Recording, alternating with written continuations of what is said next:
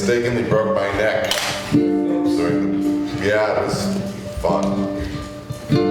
Anyways, for the big part of my early life, I was pushed around in a carriage. Like this. And we went to a seaside resort in Massachusetts. And my mother used to push me around all that small town and talk to the various people and other mothers and so forth. And I was a kid of about 4 years old when I got my first wheelchair. They kind of knew it was time for me to get a chair because I was so tired of my mother chatting, I'd lean over and push the wheels of the carriage to get going. So I guess it's time you can probably learn how to push a chair. So one day I was in a carriage and I was sort of like a little superstar, super cute, just like now. And then the next day I got my chair and everything sort of changed. Everyone's response to me was clearly different. I try to save all my crying for worthwhile occasions like weddings, things like that. But I also cry at happy movies, like The Devil Wears Prada, or Love Actually, or Mean Girls, or Easy A, Inside Out. I also cry at Disney movies, or musicals, or Disney musicals, like Frozen, Tangled, Ever After, Pocahontas, even Hercules. I haven't always been this way. I always wanted to be like my mom. So one day I asked her, Mom, why are you white, Dad's black, and I'm brown? And she'd look at me and say, that's because you want the best of both worlds, my darling. And I would look at her and say, but I want to look like you, Mom. And she would tell me that I already did. And I would look down and I would see she was right. On one side I'm white, on the other side I'm black. Well, brown to me. I mean, after all, black skin and white skin makes brown skin, right? That's what happens when you mix pink together. So basically, I'm like a bowl of pink. That's me. Thanks, Mom. Like this.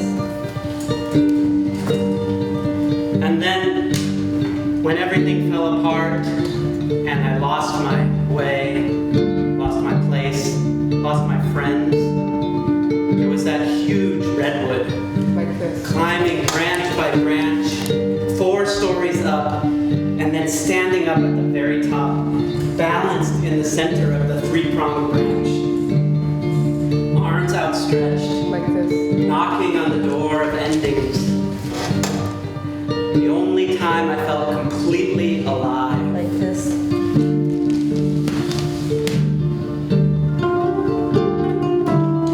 Towards the end of high school, I could be found any day with my girl pants, my pink sunglasses, my button downs, with my legs and chest shaved, my lips glossed, my hair did. Like this. That was around the time that I discovered my love of dance parties. And that stuck. The clothes didn't. Years later, even though I dressed less like an anime character, I still sought out or started dance parties everywhere I went. Blue lights trailed the runway of San Francisco Airport. Like this. I hadn't seen anything like it before. It was so beautiful. And my mom turned to me and she said, of course, you're in America now. It's a good thing. Like this. And I turned to her and I agreed, yes, new life, endless opportunities. It's a good thing. Like this. And then she goes, we will finally get to be with your father. Like this.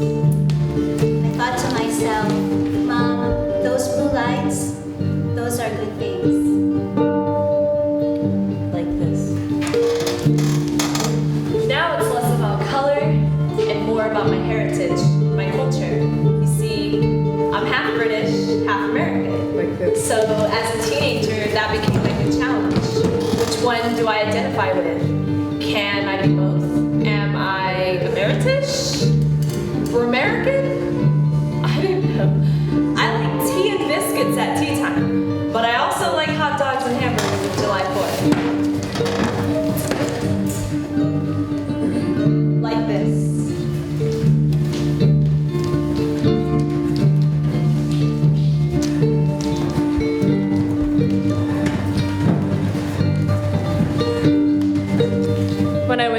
8, I loved reading. I would just lose myself in novels. I was kind of a shy kid and books were always safe.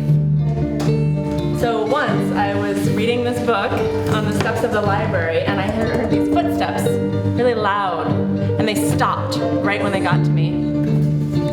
And I looked up and there was this huge 6th grader, this giant man-sized boy, and he was standing over me with one hand on his hip, this funny little half smile, and he said, you know, some girls sit like this, and some girls sit like this. The girls who sit like this get this, like that. Like this.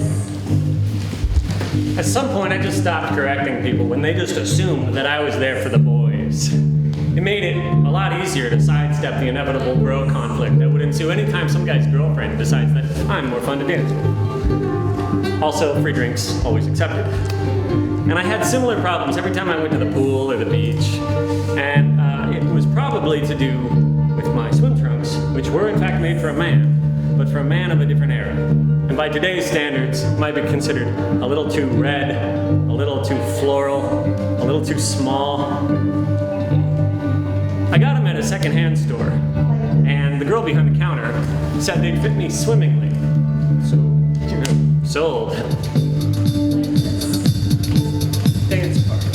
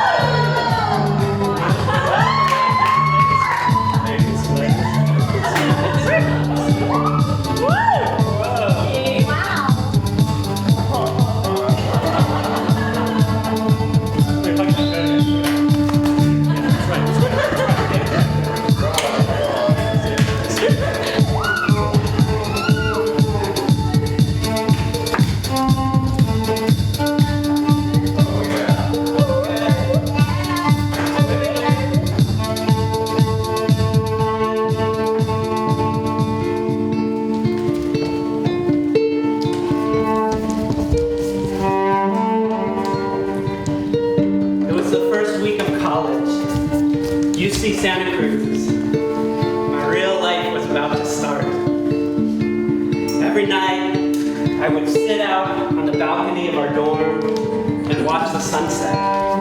From where I sat, it was these soft, rolling pastures, down to the trees, through to the cliffs, over to the ocean, and out to infinity. Pure beauty. Perfect. Everything would be better now. I was free. Free to become myself. Free to find my people. To walk my own path. I met Drew that week.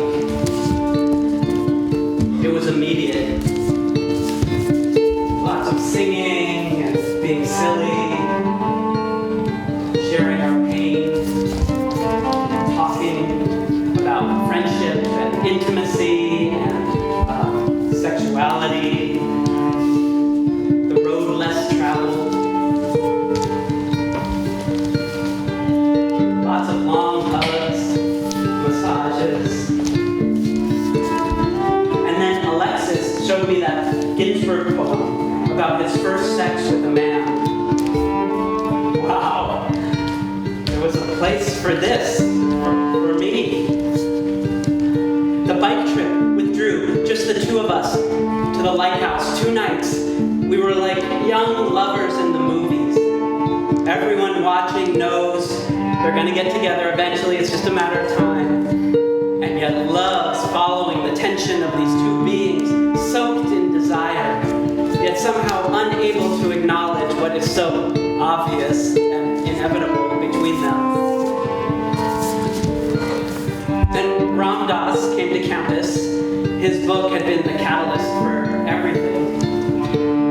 And afterwards, hanging out in the courtyard, I was high from getting to talk to Ramdas in person, staring deep into his eyes.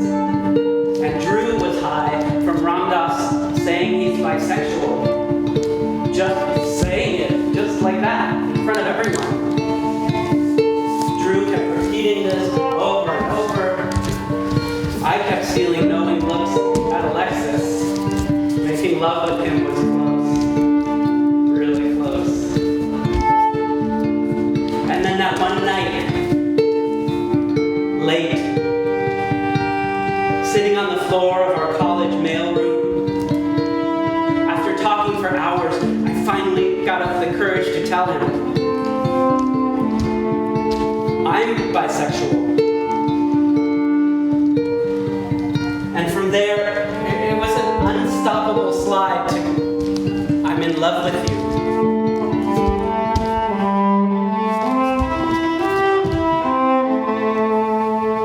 And the silent, thundering collapse of everything we had built between us. With just a few words, we had gone from almost soulmates to awkward strangers. Well, I mean, awkward doesn't even really begin to cover it. What do you do after you get no response from I'm in love with you?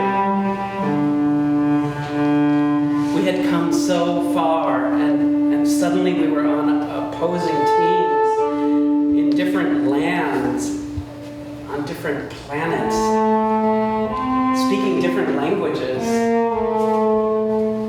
I walked back to my dorm room, taking the longer path through the redwoods. I think that was the last real talk we had.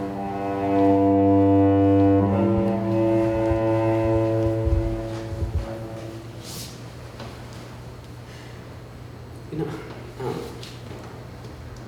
I wonder what he's doing now. Drew, is he with someone? Is he hot? Or would it be like I see him and I'm like, what was I thinking? Is he gay? I mean, it seemed like it. You know, they say if it walks like a duck and quacks like a duck. You know. But so maybe he's part of some like gay organization. I could look him up. It'd be nice to look him up. I think we could maybe have some closure and really talk about what happened. Maybe there'd be a little chemistry, and who knows what would happen. But you know, I've been telling this story for a long time. It's time I maybe find him and you know, try to figure out what all that was. Drew, so his name was Andrew, and he was from San Diego, so maybe he's still there, but I bet I could see him really living in the Bay Area. He would probably come to the Bay Area. So, Hey, buddy.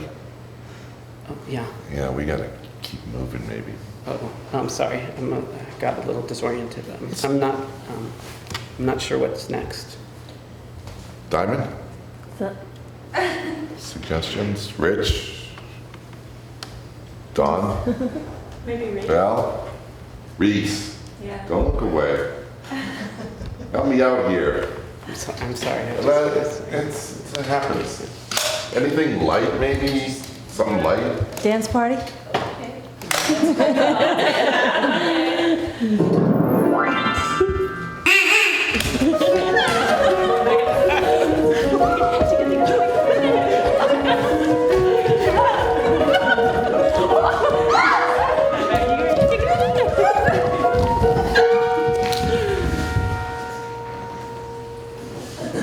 So that's all I know. That is? Yeah. That's it. Christoph, will you tell us a story, please? Do I have to? You damn well do.